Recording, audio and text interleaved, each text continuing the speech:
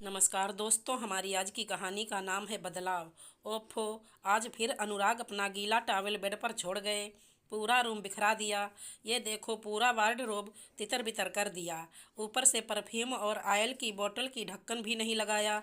जूतों की रैक भी बिखेर के रख दी। कुसुम अपने आप मन ही मन बुदबुदा रही थी।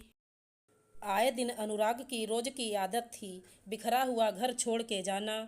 फिर पीछे से कुसुम सभी चीज़ों को व्यवस्थित और करीने से रखती थी।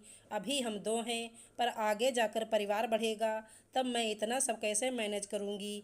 ये सब सवाल कुसुम के दिमाग में कौंध रहे थे। जब अनुराग ऑफिस से शाम को घर आते, तब पूरा घर करीने से सजा होता और एक खास किस्म की खुशबू से घर महक रहा होता। ऐसे ही एक दिन कुसुम को कुछ बैंक के कामों के सिलसिले में मायके जाना पड़ा। जाते हुए कुसुम, अनुराग देखो, मैंने सूखा नाश्ता बना के रखा है। भूख लगे तब खा लेना, और हाँ, ज़्यादा तनाव मत लेना। हमारी सोसाइटी में ही एक आंटी टिफ़िन सर्विस चलाती हैं। उनके यहाँ घर जैसा ही खाना होता है, तो वहीं से मंगा लेना। उनका नंबर मैंने तुम्हें व्हाट्सएप पर भेज दिया है। जाते जाते भी अनुराग की और घर की चिंता कुसुम को सताए जा रही थी। कुसुम अपने मायके पहुंच चुकी थी। इधर अनुराग के वही हाल, गीला टॉवेल, बिखरा वार्डरोब, सूज रैक, बॉटल के ढक्कन खुले हुए, बिखरा के चल दिया। जब रात को अनुराग घर आया, तब रोज आने वाली महक ना आकर बदबू उसके नाक से टकराई। वो कुछ देर तो समझ ही नहीं पाया कि ये बदबू कहाँ से आ रही है। अपने रूम में जाने के बाद रूम की हालत देखकर उसे अपने पर कोफ्त होने लगी। ये बदबू इस रूम से आ रही है, और वह पूरे रूम को देखकर मुआयना करने लगा। गीले टॉवल में से, फैले हुए जूतों में से, पुरानी जुराबों में से बदबू का साम्राज्य फैला था। आज उसे समझ आया कि कुसुम ने कभी उफ नहीं की, ना कभी कुछ कहा। अब वो समझ रहा था कि घर को संभालना कितना मुश्किल होता है।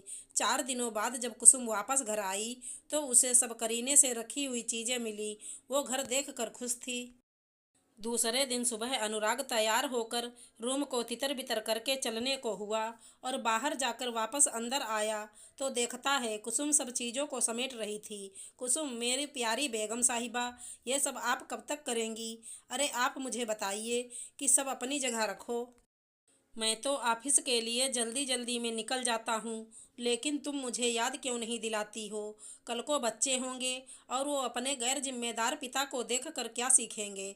इसीलिए अभी से आदत बनानी होगी कि मैं एक जिम्मेदार पिता बन पाऊँ और अपने बच्चों के लिए आदर्श स्थापित कर सकूँ।